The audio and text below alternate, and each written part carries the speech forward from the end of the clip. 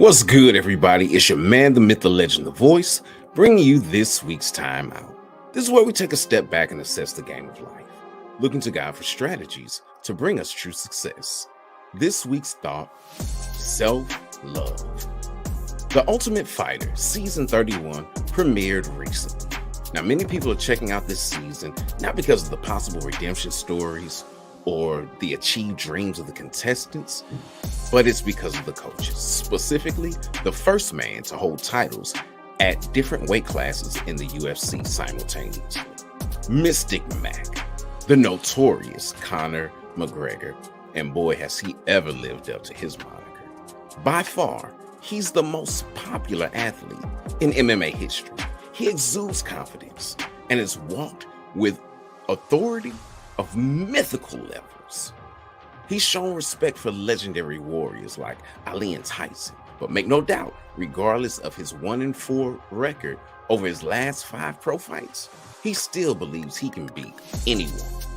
He does what he wants, when he wants, how he wants, and many envy him because they want to live out loud, defy authority, and do as they please without fear of repercussion or concern about anyone else. As Nate Diaz said when he became the first in the UFC to beat Conor, I'm not surprised. Conor, like many people of memes, is captured by the spirit of the age. What is it? It's self-love. Paul encouraged his protege, Timothy, and prophesied of this in 2 Timothy chapter 3, verses 1 through 5, which says, "You should know this, Timothy, that in the last days there will be difficult times, for people will love only themselves and their money.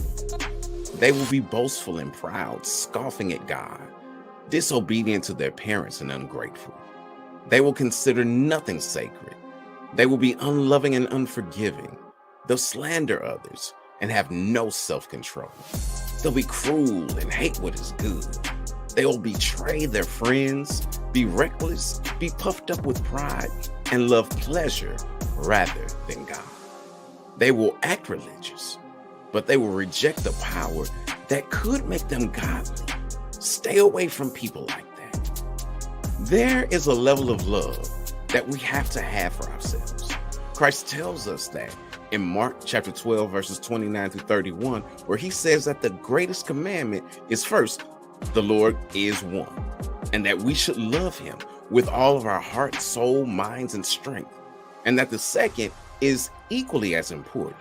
We are to love our neighbor as ourself.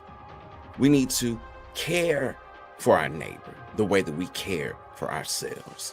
We need to give the same kind of consideration and grace to our neighbors that we want to receive. So yes, we do need self-love, but this self-love is not about doing everything for self, but loving yourself, caring for yourself, and likewise showing that love to others. See, Conor loves himself and he's loyal to his team, but if his neighbor annoys him, you rarely see love shown.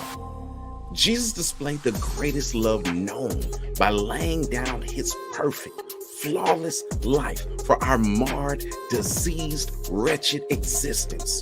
He gave of himself because he is love.